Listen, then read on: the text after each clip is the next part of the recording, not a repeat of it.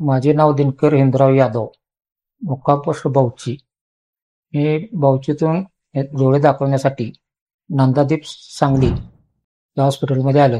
त्याच्या पाठीमागे मी माझ्या आईचे ऑपरेशन 12 वर्षे या नंदादीपमध्ये केले. माझा व्यवसाय इलेक्ट्रिशियन असल्यामुळे मला भुरकट असे दिसायला लागले.